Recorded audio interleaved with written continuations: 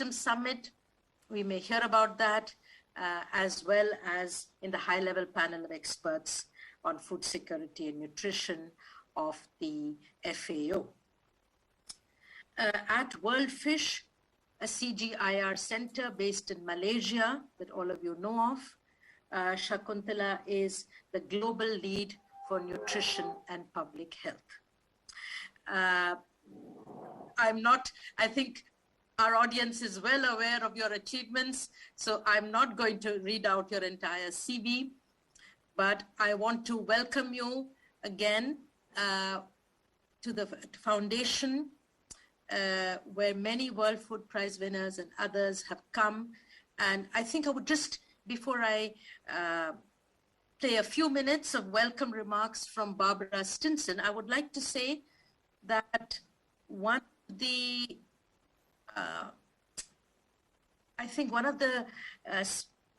differences of seminars and conferences held at the MS Swaminathan Research Foundation is that the dialogue, the discussion results in policy recommendations at the end of the conference. So yes, it is for academic research, for improving our understanding, but we very much want to come out with specific suggestions, particularly for countries of South Asia, but elsewhere as well. And so I think we look forward to that as well in your talk. What are the next steps going ahead? Friends, I'm very pleased that today, Barbara Stinson, the president of the World Food Prize, is going to say a few words, also welcoming Shakuntala, and then the floor will be yours, Dr. Thilsted. Over to the...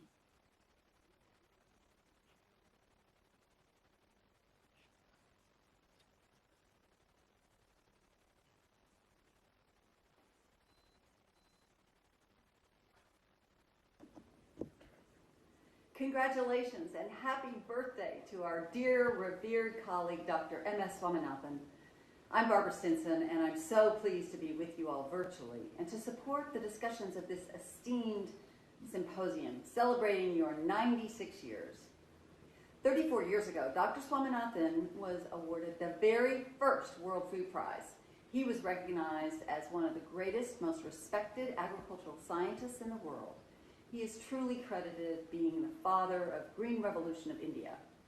Dr. Swaminathan forged a path for the 50 World Food Prize laureates who followed him. These are all individuals devoted to ending world hunger.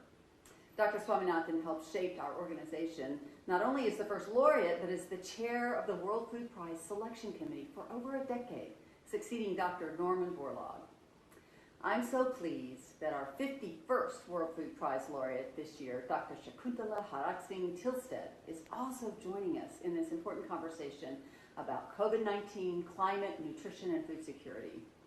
In 1987, Dr. Swaminathan used his $200,000 from the World Food Prize winnings to start the MS Swaminathan Research Foundation, which has grown and done so much for food systems in India over the last 3 decades. This annual symposium of scientists from MSSRF convenes experts from all over the world to share their knowledge and experience. COVID-19 has devastated our food systems and had dire consequences for nutrition security for so many, especially for children and the most vulnerable. Meanwhile, climate change continues to accelerate, causing challenges for agriculture, food systems, disproportionately affecting vulnerable populations. These two threats of COVID and climate change are two of the greatest challenges to food and nutrition security that we face today. We must continue to be diligent in our pursuit of solutions to address both of these issues simultaneously. Just following on the UN Food Systems Pre-Summit and going into a number of meetings this fall will be the Borlaug Dialogue in October. Our International Borlaug Dialogue will address 3 themes: research and innovation, gender equity and equitable livelihoods, and nutrition-sensitive food systems.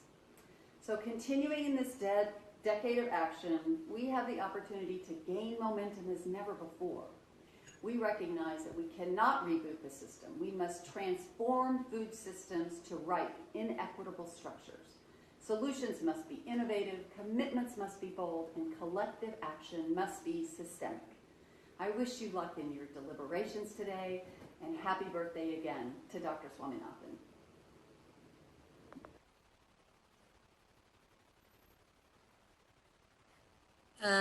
I now request Dr. Shakuntala Haraksingh Thilsted to deliver her special address.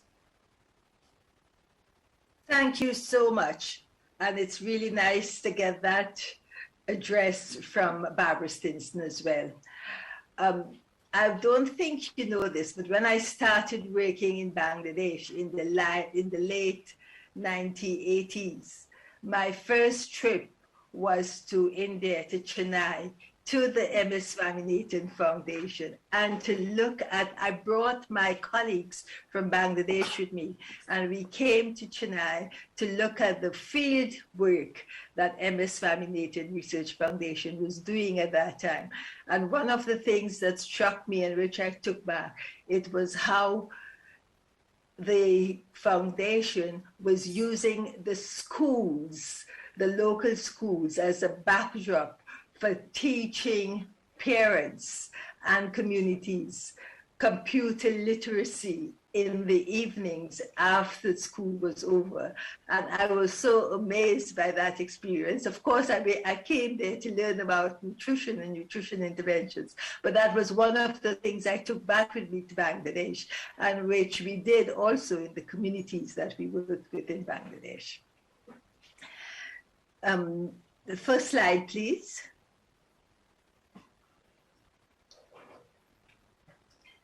I am honored to be invited by the MS Swaminathan Foundation, Research Foundation, to deliver this special lecture.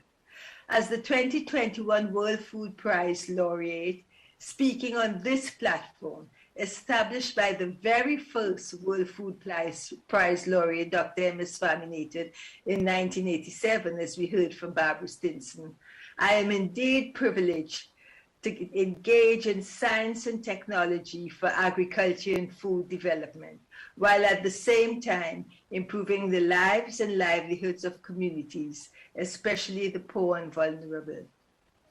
The MS Swaminathan Research Foundation is also a strong partner of WorldFish, where I work, as we collaborate in several projects to enable the reach of aquatic foods for improving food and nutrition security in India.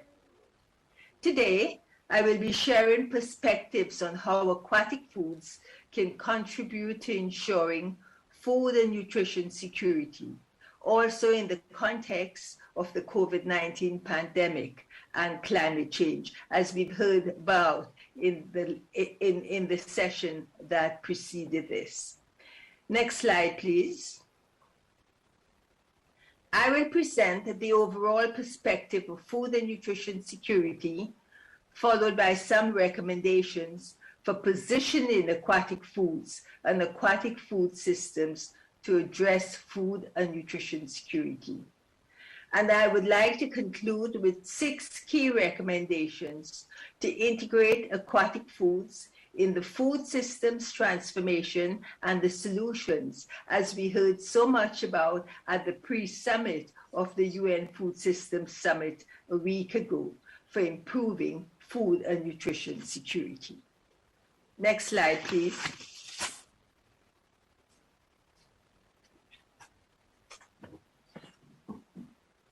Globally, over 800 million people experienced hunger in 2020. And this was an increase from 2019. This increase reflects the unprecedented impact of the COVID-19 disruptions for food and nutrition security. More than 2 billion people did not have access to adequate food. We know that women are more susceptible to shocks and disruptions. And last year, the prevalence of food insecurity among women was 10% higher compared to that of men. Regionally also, we know with the large populations we have in Asia and in Africa, that many of the undernourished people, half, are found in Asia and 1/3 in Africa, and the levels are even high in Latin America and the Caribbean region where I come from. We see that today, with the new figures that are coming out, malnutrition remains a challenge, especially for children under 5 years of age, and that the prevalence is higher today due to the effects of COVID-19 pandemic. So this puts us in a very precarious position. How are we going to meet the goals of the Sustainable Development Goals, the targets, with just 9 years left? Next slide, please.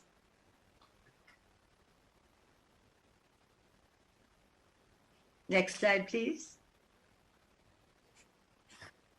In the South Asian region, with a high population, sorry, can you go back one? Thank you.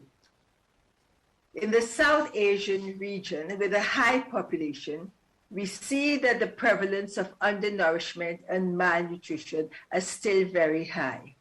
And as I said, this presents a challenge towards achieving, especially Sustainable Development Goal 2, zero hunger by 2030. I don't want you to look at the figures or compare the countries, because we know that the data we have, they are estimates and they are not very accurate. However, I still want you to look at that. If we look at, even with all the improvements we have seen in India compared to the other countries, that the rates and the prevalences of undernutrition, anemia in women, and stunting in children are still very high. And we do know that we have the means to do better. Next slide, please.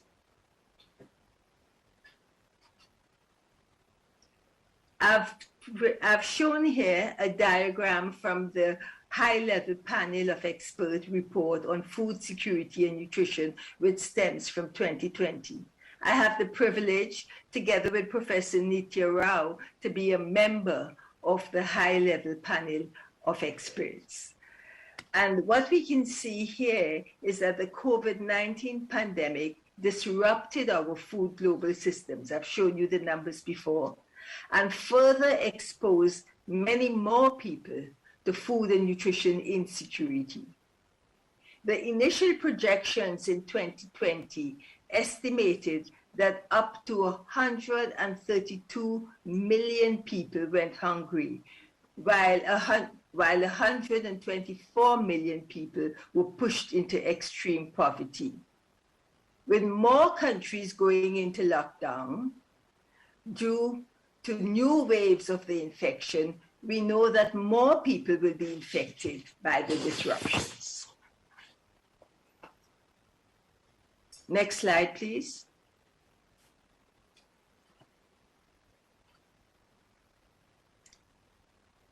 The 2021 State of Food Security and Nutrition Report, SOFI 2021, has come out some time ago, not recently come out. And in this report, 6 pathways were outlined to guide food systems transformation. And this was very much welcomed, because this is just the discussions we had at the UN Food Systems Pre-Summit at the end of last month.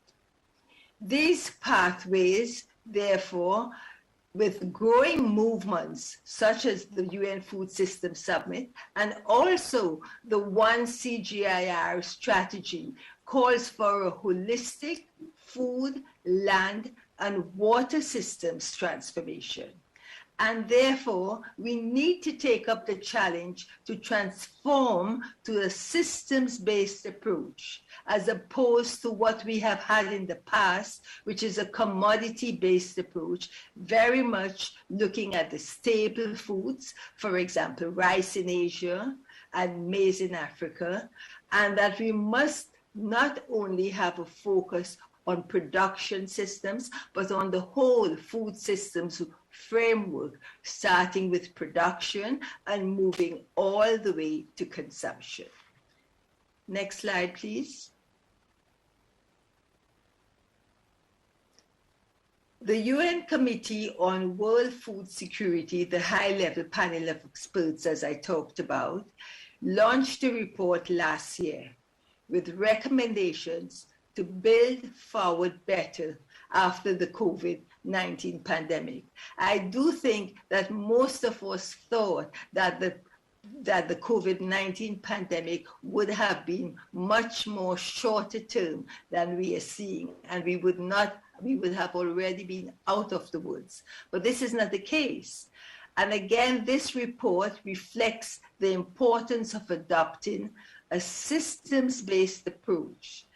And the report proposes interventions across various points of the food systems framework.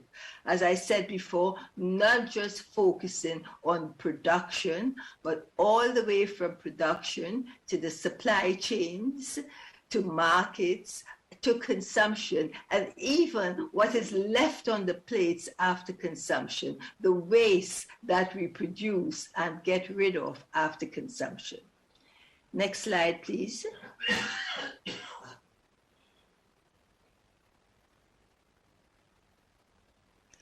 Sorry, would you go back one more? Okay. These two reports describe solutions for food systems in general.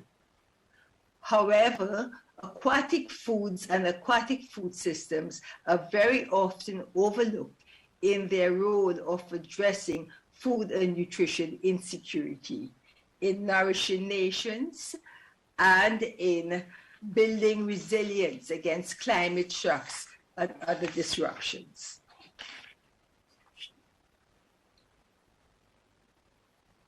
May I ask to have the next slide, please? So what are aquatic foods? Aquatic foods, as opposed to just fish or seafood, as we have talked about very much in the past, aquatic foods include animals, plants, and microorganisms that are farmed or harvested from various water bodies. Aquatic foods now today also include cell and plant-based foods and alternatives which are developed from new and emerging technologies. Next slide, please.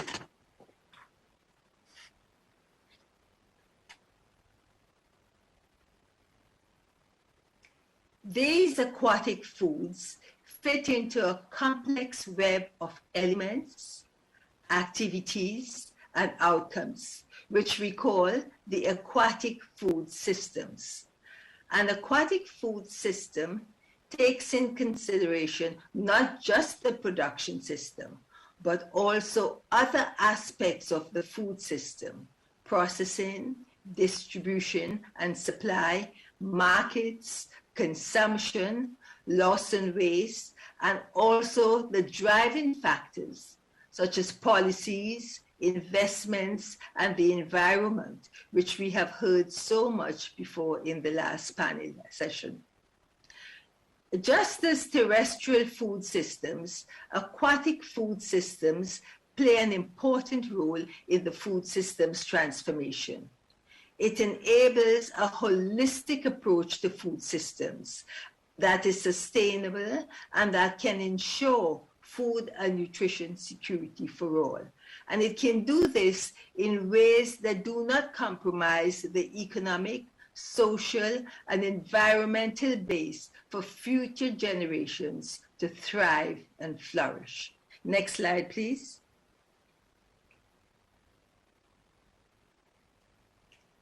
Aquatic food systems bring benefit across the three dimensions of sustainable development: social, economical, and environmental.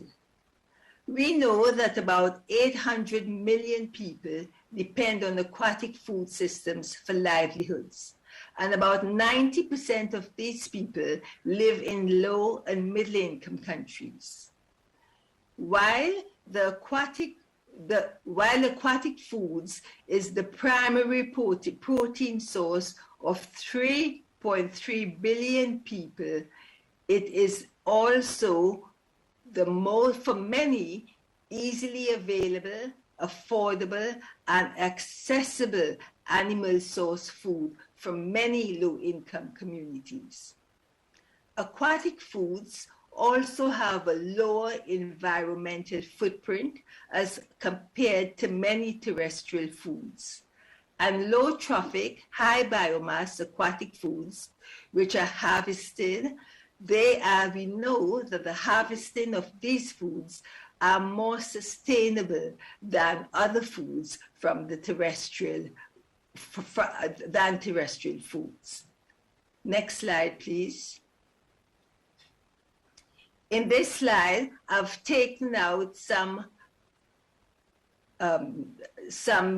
work that has been done some time ago on the conversion efficiency of foods and emissions. And as we can see, foods such as fish and bivalves have lower emission rates as compared to terrestrial foods.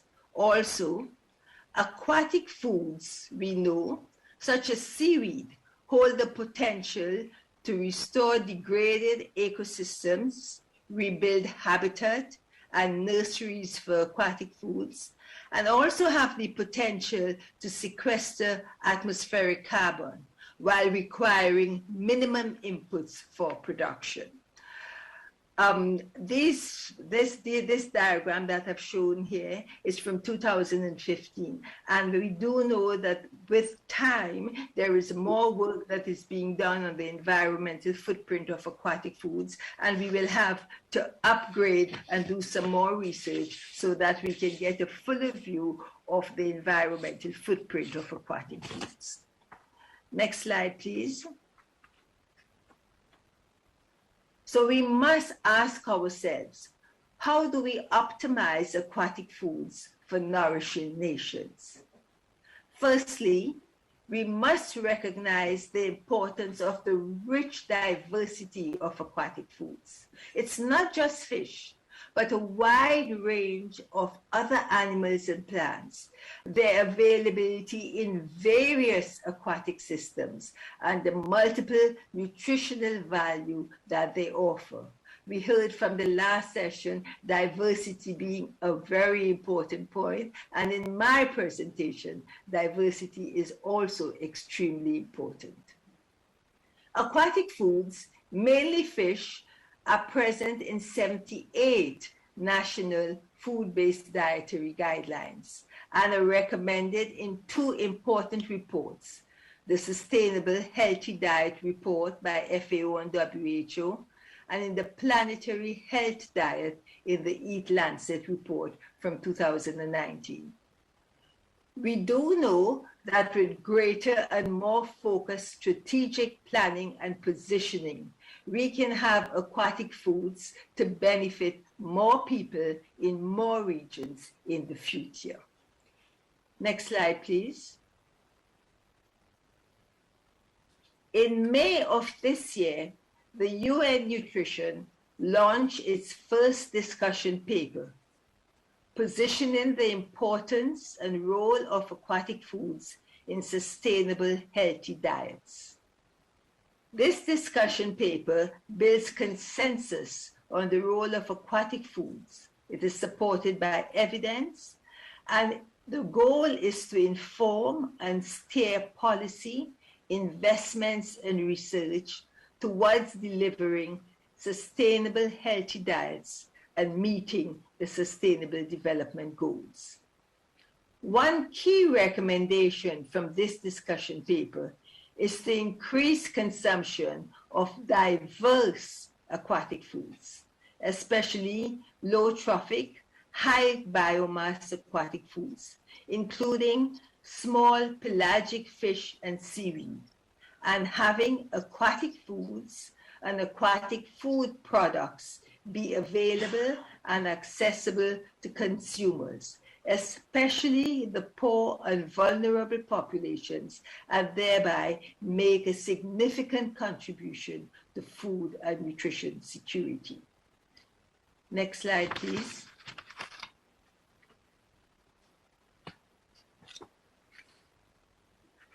An important piece of evidence that drives the position of aquatic foods in sustainable, healthy diets is the nutritional composition of aquatic foods. And this is something that I've worked a lot on. And even though there is now quite a lot of data, it is still a new area and much more work is needed on this.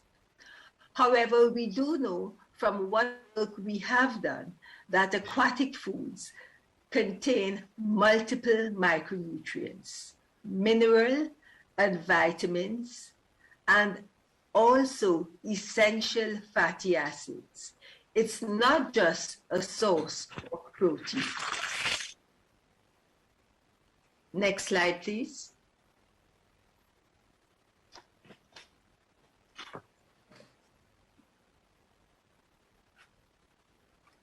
Most of these micronutrients present in aquatic foods are highly bioavailable.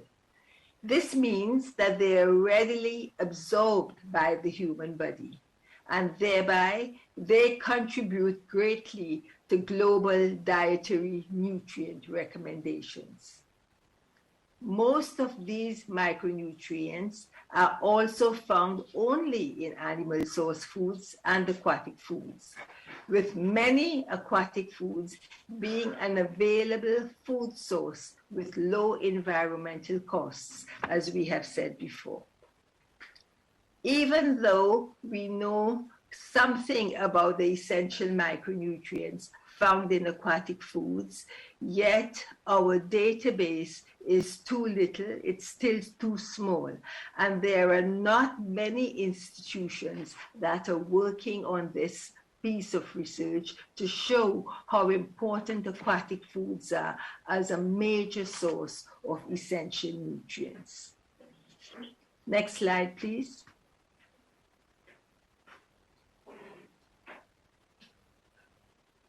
As we can see here, the nutritional composition of diverse aquatic foods varies. Again, one of my main points being, let's look at the diversity of aquatic foods. This figure shows us that some aquatic foods, for example, small pelagic fish species, which I have worked a lot on in Bangladesh and also in parts of India, they give greater contributions towards nutrient recommendations than others. Therefore, as again I'm saying, diversity is key, and we must make full use of this diverse and rich species diversity of aquatic foods for consumption. What we are seeing today is that in many parts of the world, this diversity within food groups is shrinking, and consumption patterns are changing with little diversity and less range of foods within the various food groups, also within the food group of aquatic foods. Next slide, please. These multiple micronutrients and essential fatty acids found in aquatic foods make them superfoods. As I said before, they provide highly bioavailable nutrients for all stages of human development, but very importantly, during the first 1,000 days of life. These micronutrients, minerals and vitamins, and essential fatty acids, we do know are crucial for brain development and cognition. And what's more important for our populations than having high cognition? We have evidence from many studies and from also many meta-analyses which validates this importance. Next slide, please.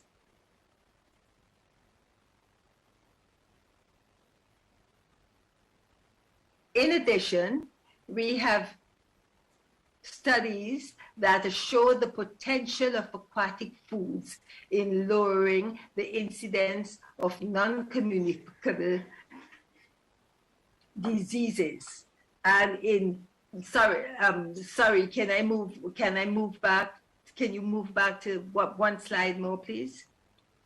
No, sorry, further on, and one more. Thank you. No, I'm sorry. Go back one more. Sorry, can you go back one more slide?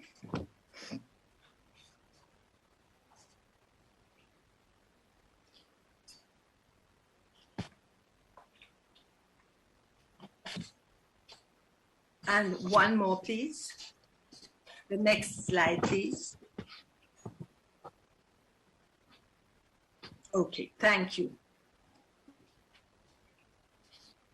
Studies have shown the potential of aquatic foods in lowering the incidence of non-communicable diseases and in decreasing morbidity and mortality, especially in relation to cardiovascular diseases. We know that diets rich in aquatic foods can improve the world's total burden of disease-related disability-adjusted life years, DALYs. This is a measure that is used by the World Bank, or simply put, enhance the quality of life of an individual. These results that I show here stem from meta-analyses and take into consideration large population groups across many countries and show the effect that aquatic foods have as superfoods for health and for controlling diseases. Next slide, please. In many countries, as we know, aquatic foods are not eaten alone, and they are not cooked alone. In many countries in the West, for example, you would get just a piece of a fish on your plate, and to that, very little of other foods. But we know, for example, especially in Asia, that aquatic foods are usually complemented with condiments and other ingredients, such as spices, vegetables, even fruit, which leads to greater and better dietary diversity and more nutritious diets. Studies have shown that when you put these foods together, there's a complementarity effect, and that aquatic foods increases the bioavailability of nutrients from plant source foods, such as the rice or wheat or maize, or even the vegetables that form the staple of the diets of many communities in the world. So aquatic foods, as I said before, brings with it multiple micronutrients, essential fatty acids, and also protein. But in addition, it has this benefit of increasing the total diversity of foods on the plate and complementing the bioavailability of nutrients found on the plant, found in the plant source foods on the plate. Next slide, please. An added advantage of aquatic foods is that they can be processed into nutritious, safe, and accessible food-based products that can increase consumption of these superfoods, especially for communities which live far away from water bodies. Aquatic food-based products, such as dried small fish, fish powder, and fish chutney, which we've worked with both in Bangladesh and Odisha, can be easily available in small quantities. They have a long shelf life and can be consumed during the lean production period, enabling consumers to obtain nutritious superfoods outside of the production cycle. Next slide, please. With these superfoods in hand, we need strategies and action plans to build the demand for consumption, with the aim of expanding the reach of aquatic foods to more people. As mentioned earlier, only 78 countries mention aquatic foods, mainly fish, in their national food-based dietary guidelines. We must change this so we can use the total benefits of aquatic foods and the total benefits of diverse aquatic foods to be incorporated into more food-based dietary guidelines. And these guidelines, we must ensure they must be culturally specific, they must be diverse and context-specific, and they must be at national and sub-national levels. The inclusion of aquatic foods into national guidelines can also lead towards policies and investments for aquatic foods, especially through public procurement and nutrition programs, as we have need for now in light of the COVID-19 disruptions. Policies should be revised to include aquatic foods and aquatic food products into social interventions, such as social safety net programs, school feeding programs, and mother and child health care programs. One such breakthrough we have had is the inclusion of fish and fish-based products in the strategy of Odisha's pathway to accelerated nutrition, a state-based policy to advance food and nutrition security in Odisha. Next slide, please. In Odisha, we have had several programs initiated, including through partnerships with the MS Swaminathan Research Foundation. And these programs in Odisha are to enable the inclusion of fish and aquatic foods in the Odisha nutrition strategies. These include serving fish in meals of children in Angawati centers and providing take-home rations for women in the state. There are now plans in Odisha to scale these pilot activities to more districts across Odisha. Many other states are showing great interest in the programs that we have in Odisha, so hopefully we can have nutritious aquatic food products in programs across Odisha. We are also working together with the Indian research organizations in order to have this impact throughout other states of India. Next slide, please.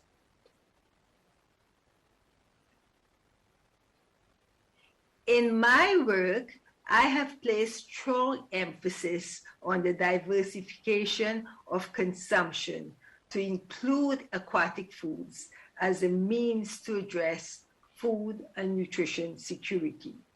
However, to do this, we must ensure that sustainable supplies of aquatic foods are available if we want to meet the growing demand. While current production methods, captive fisheries and aquaculture, remain important sources of aquatic foods, there is much more room and there is much more opportunity for us to transform production systems towards nutrition-sensitive systems that increase production and productivity, as well as improve the nutritional quality of the total production, and also contribute not only to food and nutrition, but contribute to income and livelihoods. I have introduced pond polyculture and integrated aquatic agriculture systems, working with many partners, beginning in Bangladesh and subsequently scaled in Cambodia, Myanmar, Nepal, Malawi, and Zambia as part of the nutrition-sensitive approaches for improved food and nutrition security with aquatic food systems. In addition, we have also worked with women's self-help groups to use community tanks or Gram Panchayat tanks, as we see here, for aquaculture of diverse fish species, both large and small fish species, promoting both household food consumption as well as sale of the large fish species. Next slide, please. Very often, actors in the aquatic food supply chains, many of which are women, and now some also youth, they have been vulnerable to the unprecedented shocks and disruptions as we have seen now with the COVID-19 pandemic.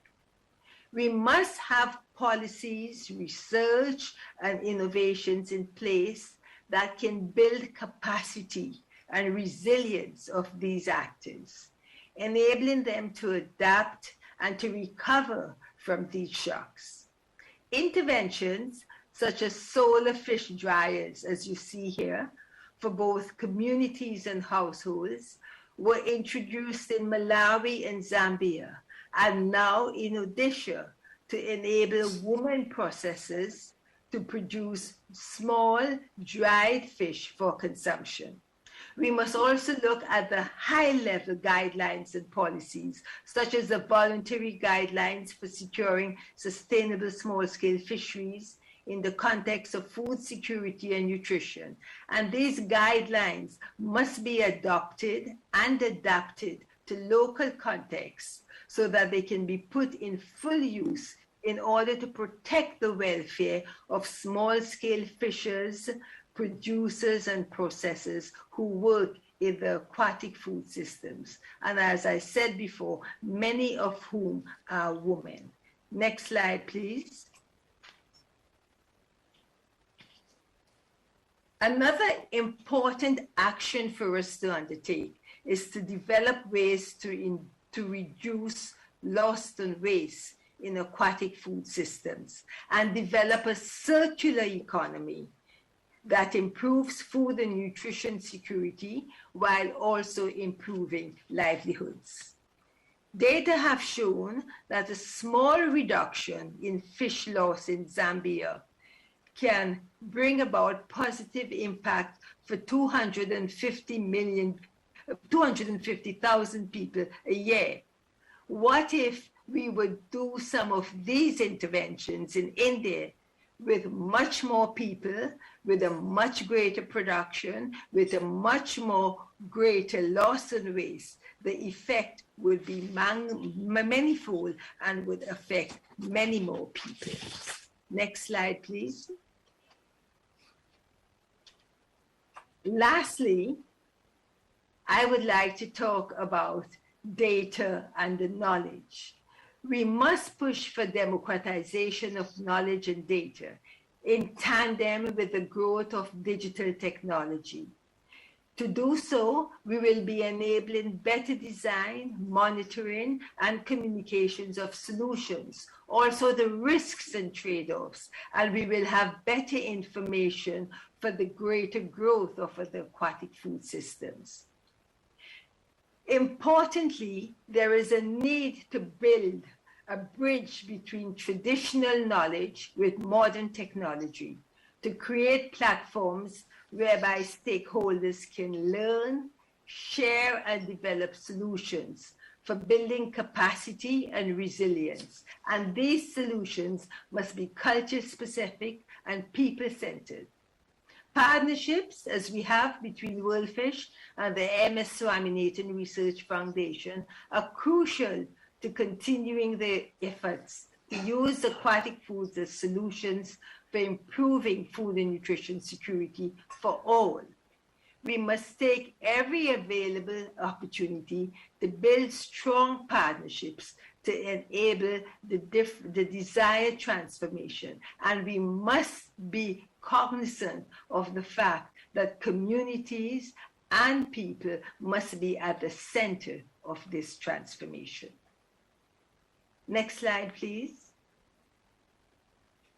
In summary, I have 6 key messages that we must bring into action to enable aquatic foods to strengthen food and nutrition security while building resilience to climate change and being able to master the disruptions of the COVID-19 pandemic. We have just 9 harvest seasons left before 2030, and we must have transdisciplinary and multi-stakeholder solutions that are people-centered, context-specific, and must benefit the community and the people we work with, and especially the poor and vulnerable and marginalized communities in aquatic food systems. The solutions we put in place must work for all. No one must be left behind. We must be conscious that no food system transformation is complete without taking into full consideration aquatic food systems. For a long time, we've concentrated only on terrestrial food systems. We must also engage with the aquatic food systems and the diversity of the many foods that the aquatic food systems bring with them. And as I have mentioned here before, I do think it's important in moving forward that we improve on the quality of the data of aquatic foods. Our data and our knowledge base is still too low. We must learn more about the nutrient composition of diverse aquatic foods, more about the food safety, about the loss and waste. We know that there are figures that say that more than 1/3 of the food that's produced is lost and wasted. We must find ways to bring that down. We must learn more about the consumption patterns and demands of different population groups, and we must ensure that the data we collect and the data we use for moving forward with our policies and with our investments are sex, age, and locality disaggregated.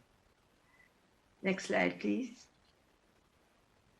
I'd like to thank the organizers for giving me this opportunity to address you.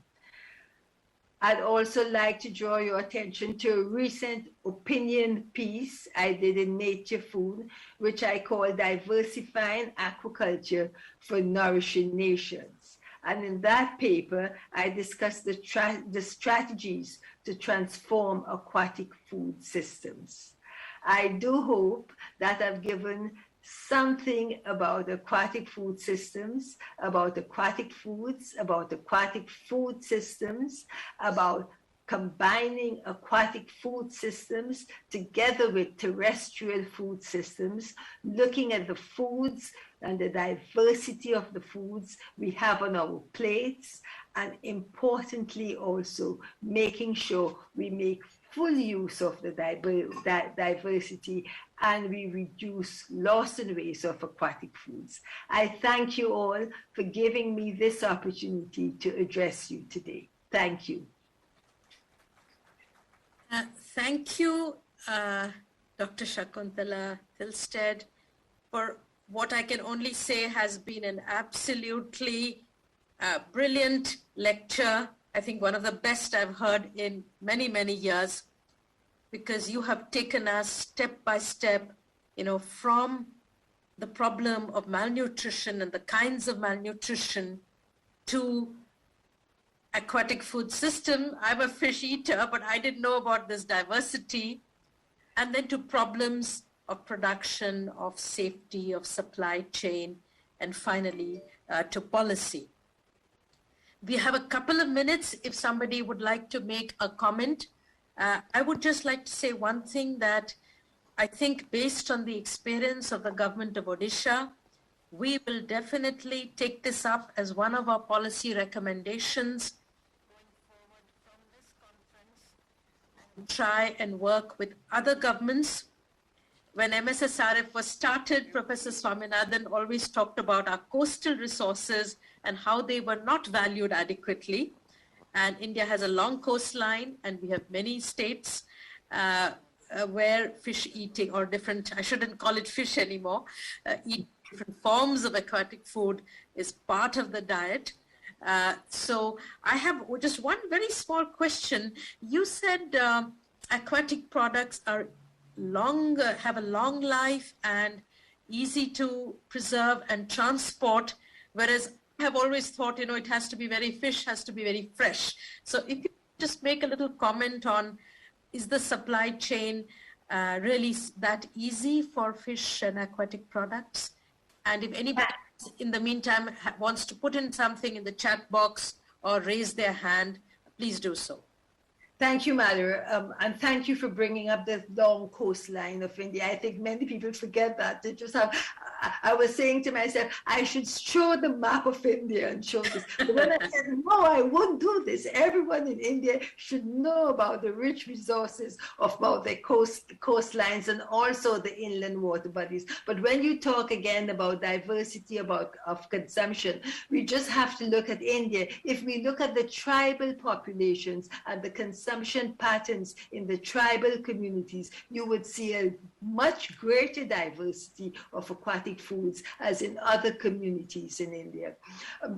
But coming back to that about the aquatic food products, in Africa, for example, the most common form of fish that's consumed, it's consumed either as dry smoked fish, and dried fish products are extremely valuable. I showed, for example, how in Bangladesh and in Odisha we are using dried small fish powder, and chopped dried fish, which I have used my grandmother's recipe, removing the mango from the chutney and using, instead of the mango, dried fish pieces.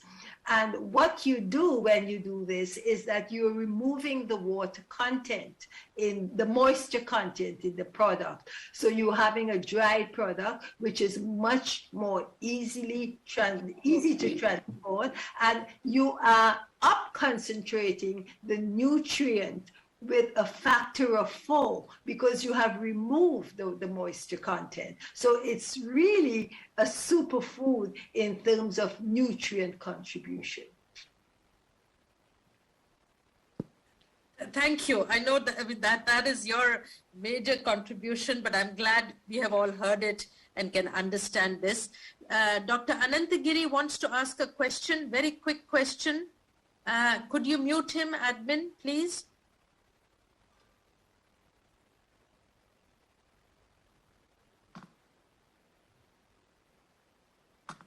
Admin, could you mute him? Unmute him, sorry. Unmute him.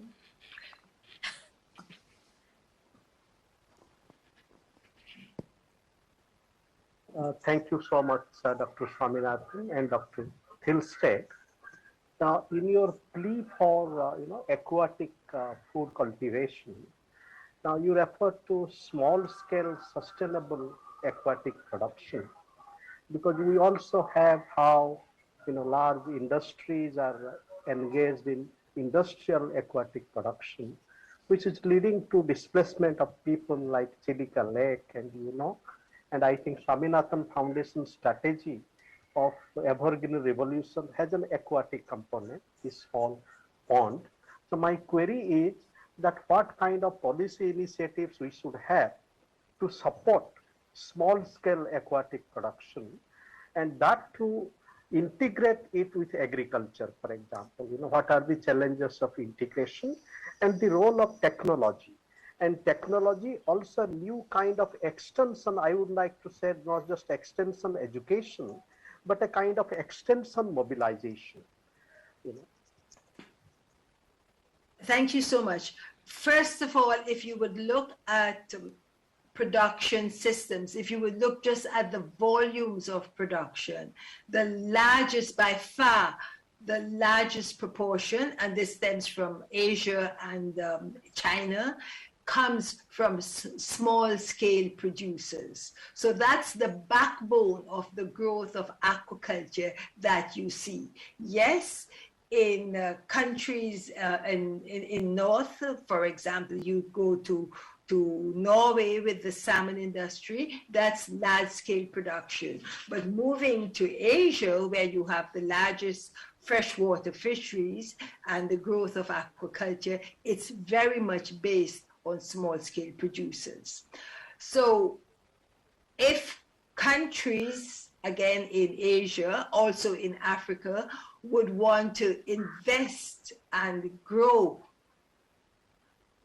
the aquatic food systems, the investments and the focus must be on small-scale producers and processors and the whole supply chain all the way from production to consumption, and not just on large-scale producers.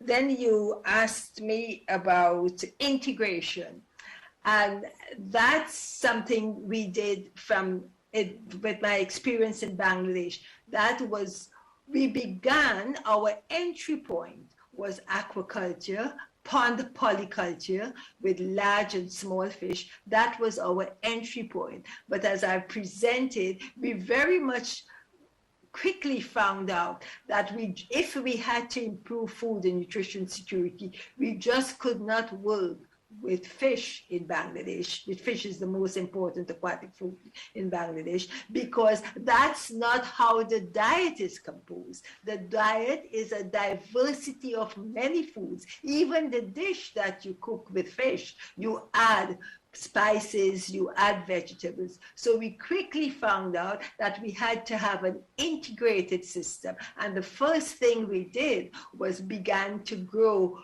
new micronutrient-rich vegetables around the ponds, the homestead ponds in Bangladesh. And this is the approach, one of the parts of the nutrition-sensitive approach that we've moved to all the countries we've worked. For example, in Cambodia, we've done the same, and also in Malawi, in Zambia, we've done the same. So it's a combination of our entry point, yes, is the aquatic foods and aquatic foods production, but in combination with vegetables, in combination with fruit, in combination with diverse food production and diverse food consumption, diversity of nutritious foods on the plate. Thank you so much. There are some comments in the chat box. And one by Professor Nitya Rao says what you were talking about, the recipes and what you mix together. This is something that you have emphasized and is very important. So I think our audience is sending messages to me about how much they have learned. And I think this is our next session is continuing on the kinds of issues with fisheries in India. But I think we have to, thank you for pointing this out. Maybe we have to stop using fisheries and take a little larger term. And I think in the dietary diversity discussion, very often it comes from the countries of the West. There's perhaps overconsumption of animal protein, whereas in developing countries, as you have shown, different forms of animal protein can really make a very big difference at low cost. And the whole, I mean, I cannot summarize your presentation, but I think we have to look at newer, I mean, newer for some of us, not newer for the tribal communities or newer for some of the coastal communities who have been eating these diverse foods, but how to bring in this whole range of aquatic foods into our food and nutrition systems and policies and programs. We have learned a lot of lessons from you, and I hope we can be in touch with you as we develop new programs in the parts of India where we work. So thank you once again, and I would like the audience to give a very big hand for Dr. Shakuntala Thilsted. Thank you, and congratulations again for the World Food Prize. Thank you so much, and I look very much forward to coming to Chennai. Okay. Goodbye, and please tune in. The next session at 1:30 is continuing our discussion on aquatic foods. Thank you so much all for having me. Bye. Thank you, Shakuntala. Really enjoyed the lecture very much. Thank you, Nitya. And special greetings from Professor Swaminathan to you, Shakuntala. He was not feeling very well. He was looking forward to joining this talk right now, but I will play him the recording when he's better. Thank you. This talk is, of course, live streamed. So we have a lot of people watching from different parts of India who are not in this Zoom call. And it is also going to be recorded and uploaded as part of our consultation. Thank you, Dr. Madhura. Okay. So goodbye to all. We will rejoin at 1:30.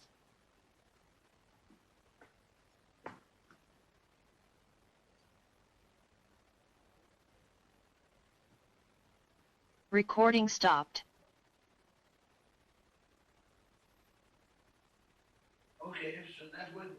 Very well.